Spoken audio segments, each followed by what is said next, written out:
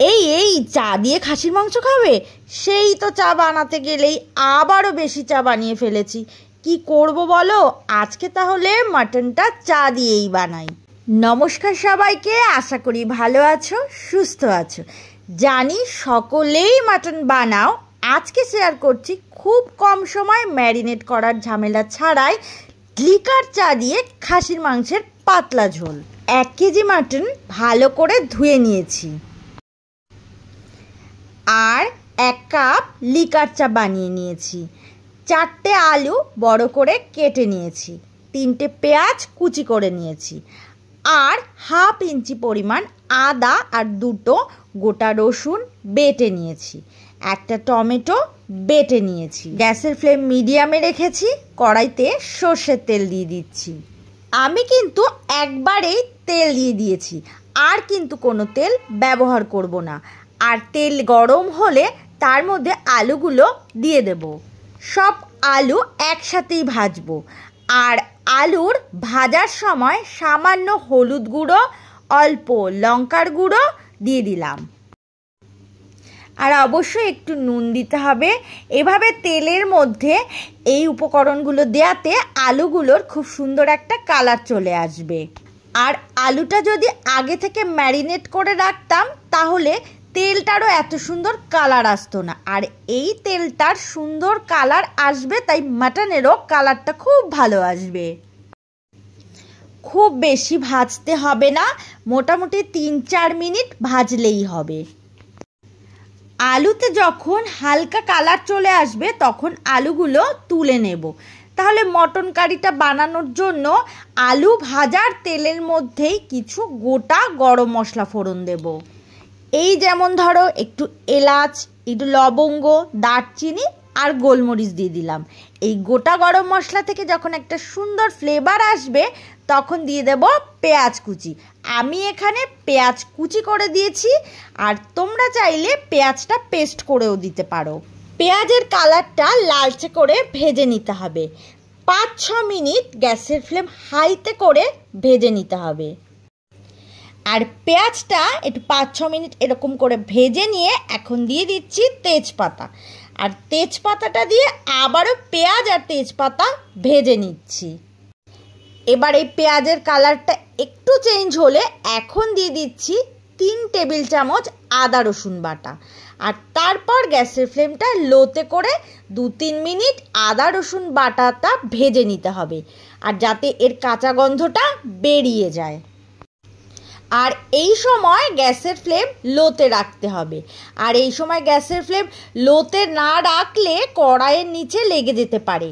আর পেঁয়াজটা একটু নরম হওয়ার জন্য এখানে দিয়ে দিচ্ছি স্বাদ মতো নুন, আর দিয়ে দিলাম পরিমাণ মতো হলুদ গুঁড়ো। আমি এখানে 2 টেবিল চামচ পরিমাণ হলুদ গুঁড়ো দিয়েছি, আর 1 চামচ জিরে গুঁড়ো দিলাম, আর হাফ চামচ ধনে গুঁড়ো দিলাম। আর ঝালের জন্য 2 চামচ পরিমাণ লঙ্কার গুঁড়ো দিলাম।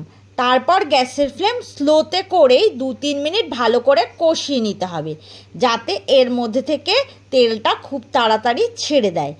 এখন যে 1 কাপ লিকার চা করে নিয়েছিলাম তার অর্ধেকটা দিয়ে দিলাম, আর খুব ভালো করে কষিয়ে নিতে হবে।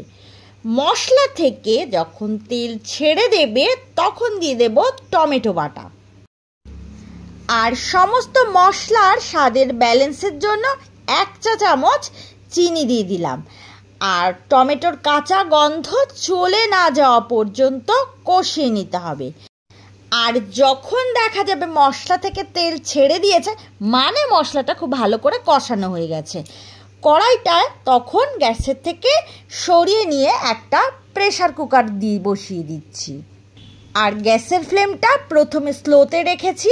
এখন যে মাটনটা জলে ধুয়ে রেখেছিলাম সেই মাটনটা দিয়ে দিলাম প্রেসার কুকারে।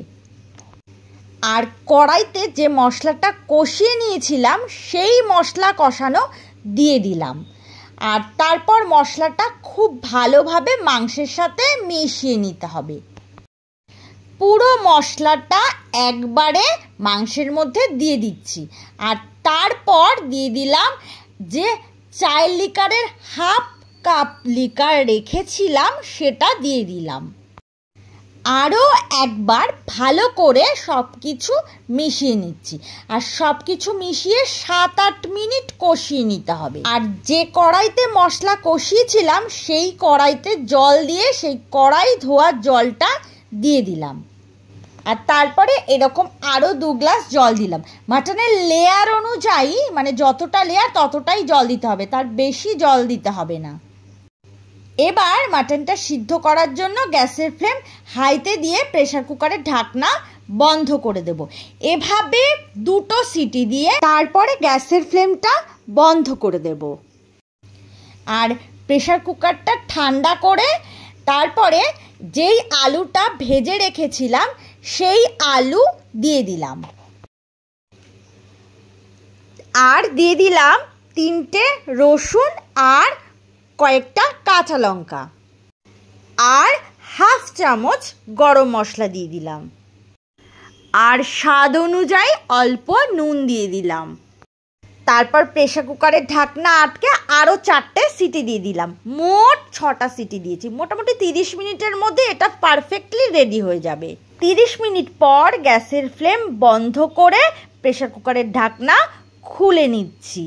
তাহলে দেখতেই পেলে চায়ের লিকার দিয়ে মাটন রেসিপিটা কতটা ইজি। এই চায়ের লিকার দিয়ে মাটন রেসিপিটা দেখতে যতটা ভালো হয় খেতেও তার থেকেও বেশি টেস্টি হয়। আর দুপুরে গরম ভাতের সাথে এই রেসিপিটা অসাধারণ লাগে খেতে। তাহলে আজ এই পর্যন্তই। আবারও দেখা হচ্ছে নতুন ভিডিওতে। সুস্থ থাকো, ভালো থাকো। আর এতক্ষণ ধরে আমার সাথে থাকার জন্য অনেক অনেক ধন্যবাদ।